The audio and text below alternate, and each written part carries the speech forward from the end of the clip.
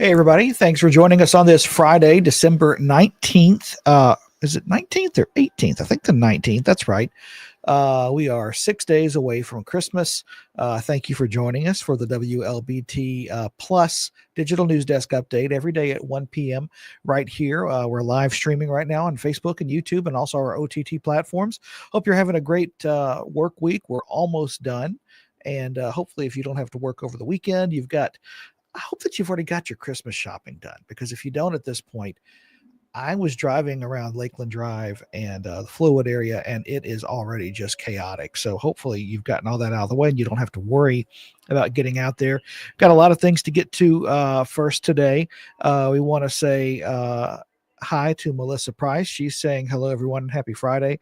Melissa, I hope you're having a wonderful Friday, and I hope everything is going well, and you have a great weekend ahead of you as well.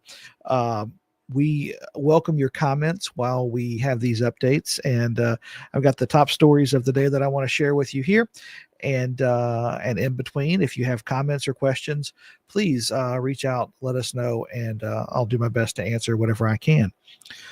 First off, today, we want to tell you about something that we've been following. Investigators now telling us that the deaths of a Jackson mother and her young daughter have been ruled a murder-suicide. This is the woman in question. Sharday McGill, her 3-year-old daughter Janae, were last seen in the Jackson area on September 21st. 2 days later, McGill's vehicle was found near the Tombigbee River in Sumter County, Alabama. McGill's body was recovered from the river, and Janae's body was found the following day.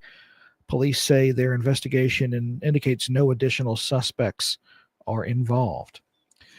3 on your side, looking into concerns from many of you about the Hinds County Chancery Court system and how long it's taking to resolve some family custody cases. Now, earlier this year, several families, with the help from a civil rights group and some lawmakers, filed complaints against the Chancery Court judge representing District 4, Crystal Wise Martin. They say she is denying families due process and delaying court appearances. Judge Martin declined to comment on the complaints. The group submitted their concerns to the Mississippi Commission on Judicial Performance, but they say so far they've not heard back. If you go 8 years without being properly heard or a fair trial, imagine how that will make you feel, and you can't see your kids. And it's affected my ability to see my daughter. I have a 10-year-old daughter that I haven't seen in 6 years. And it's crazy how this has happened. This has been going on for 8 years, right? So everything that this judge has been doing has affected my life. Now, we reached out to the Commission on Judicial Performance for comment on this issue, and the executive director, Rachel Wilson, said she could not comment on complaints on whether the commission's investigating, adding that matters before the commission are not public.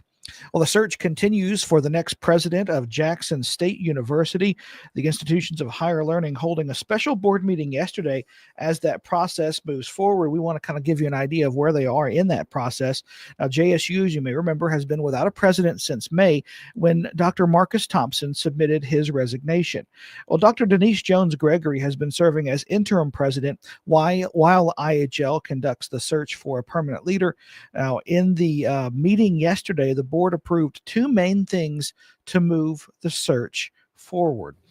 The IHL is making steps toward basically establishing a leadership profile for the position. The profile will be posted across several platforms, including IHL's and JSU's website, to recruit candidates to be able to apply. And the second item approved was waiving the restriction for an interim president to apply for the job. This means Dr. Jones Gregory is now eligible for the position, which in the past has not been allowed. But this was done again in the spirit of transparency to allow the interim president to apply if she so wished. And it's important to keep in mind that this search process is confidential. No one knows who has applied. No one will know who has applied for this position. So that's a really key important part of this, is that this is a confidential search. That's John Sewell, who basically is the spokesperson for IHL. He says this policy change does not change their efforts for a national search for the next president. The job profile will be posted at the beginning of next week, and national advertising will start the week of January 6th. A couple other folks saying hi on this Friday afternoon. Ashika Hampton with, I almost have to do that to get over the lower third here, because you have so many emojis that you've sent to us. Thank you, Shika, for that. Getting us through our Friday with a lot of love and friendship and happiness. And we appreciate that. Every single time that Shika comments, she always sends a flurry of emojis, and it's always good to see.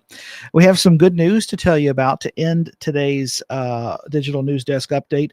You will soon be able to fly nonstop to a new destination from the Jackson Airport. American Airlines will soon start offering a weekly direct flight between here and Miami. The service begins March 14th of next year. Bookings have already begun. Airport officials say the flight will also make it easier to reach destinations in Mexico, Latin America, and the Caribbean by way of Miami, of course, because that is a major hub in that area. So certainly some good news if you want to be able to travel, go to South Beach, maybe see the sights, or again, other parts of that part of the world. Miami is certainly a hub for that. Melba Bruce saying, good afternoon, everyone. Happy Friday from McKinney, Texas. Well, a little ways off, but we appreciate you watching. Hope everything's going well out there in Texas. Melba, thank you for joining in on the conversation with us. That's all the time we have for today. Our First Alert Weather Team is going to be in here at 2:30 to kind of give you an update on what you can expect for this weekend and next week, your Christmas forecast. And of course, we will be back here at 1 o'clock on Monday next week. Of course, there'll also be some updates throughout the weekend as well. For everyone here at WLBT, I'm CJ LeMaster, your lead investigative reporter and your host for the WLBT Plus Digital News Desk. Before we let you go, we've got a word from our sponsor, Jackson Water. Thank you so much for watching. Time for a neighborly tip from Jackson Water. Is it okay to pour fats, oils, and greases down the drain if I run hot water? No! What if I run the garbage disposal? No!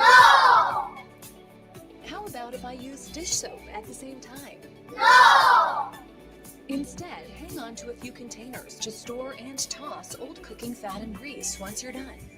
Jackson Water. Water for all the time.